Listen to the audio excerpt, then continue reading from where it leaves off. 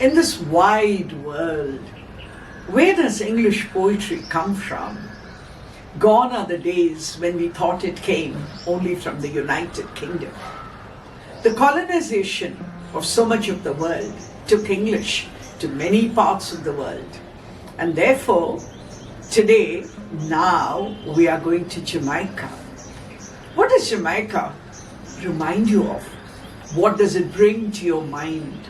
That beautiful island in the Caribbean Sea. You know, natural beauty at its top. So the poet is actually Jamaican-born British poet who writes in the English language.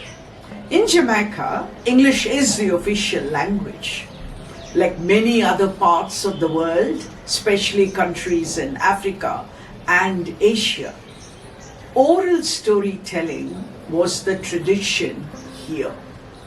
Probably some of you might have heard of a poet called Thomas McDermott, who in the 19th century gave birth to what we call today Jamaican literature. Benjamin, Obadiah, Iqbal, Zephaniah. You know, I wonder how to pronounce the name. It's a Jamaican name. Originally, he didn't have the name Zephaniah actually. He was called Springer. But somewhere along the line, he took on the name after the biblical prophet Zephaniah.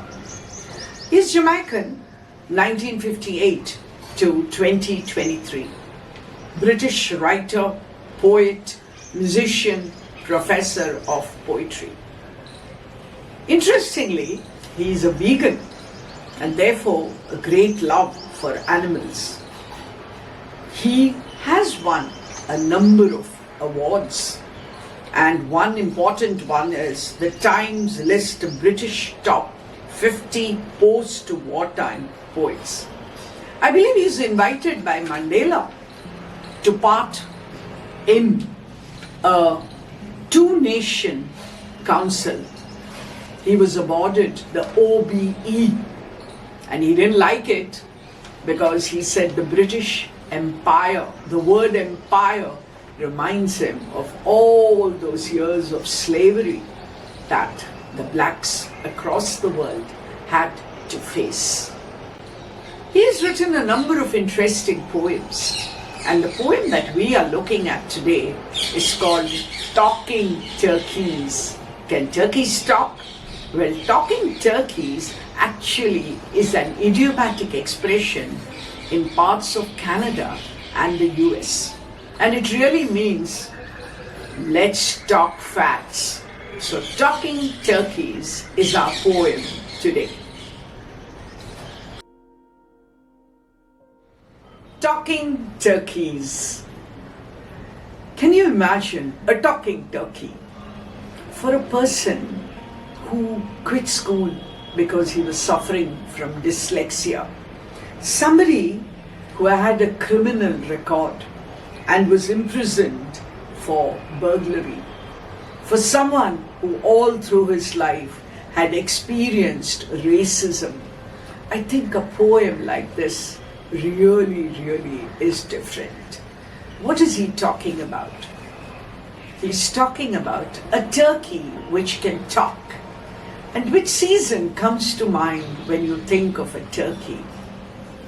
For those of us who know something about the culture and tradition of the Western world, of UK maybe, of USA and Canada, Thanksgiving and Christmas is when turkey is one of the delicacies on your table. And what does the turkey feel? Have you ever thought about it? Be nice to your turkeys this Christmas, because turkeys just wanna have fun. Turkeys are cool, turkeys are wicked, and every turkey has a mother. A turkey also, like us, has a family, has feelings. And there is this slang all through the poem where he says this, not this, where he says wanna have fun, and there's no D, and he says and every turkey. So be nice to your turkeys this Christmas. Don't eat it. Keep it alive. It could be you mate and not on your plate. Say, your turkey, I'm on your side. So he's imagining what the turkey feels when it is about to be cut. It's already cooked and it's on your table.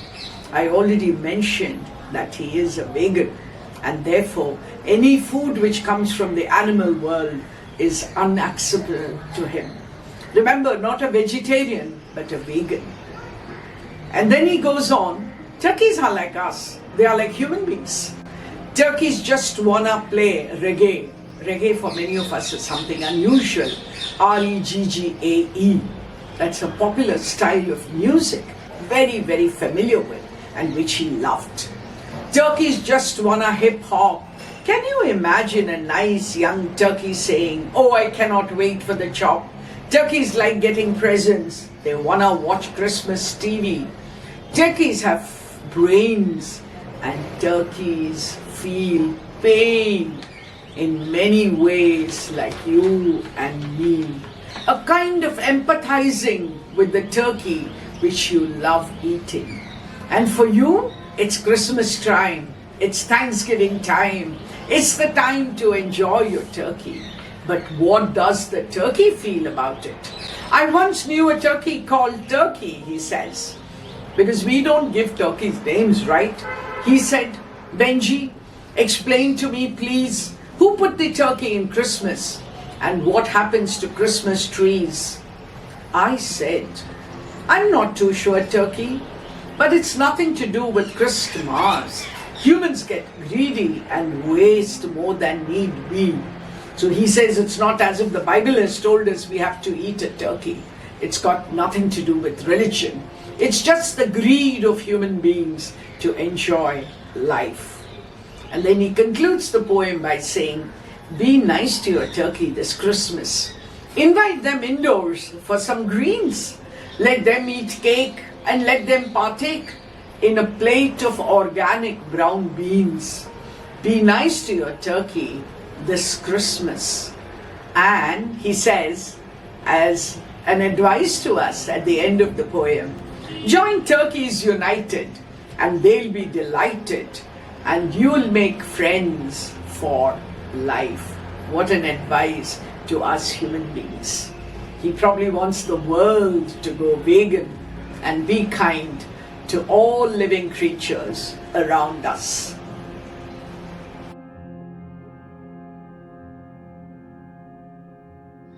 When I think of figures of speech, of course, the one that comes to mind here is personification. Because he's made the turkey always human by talking to it. No, by allowing it to talk to us. Isn't that interesting? The whole poem is, of course, in 3 verses. The stanzas are very irregular. The tone is comic. No, I think I want to correct myself and remind you that it is serious. The message, the moral behind the poem is something which is very, very serious. He is teaching us, he is asking us, he is advising us to develop a sense of empathy with everything around us. It's also about the growing greed and consumerism of modern man.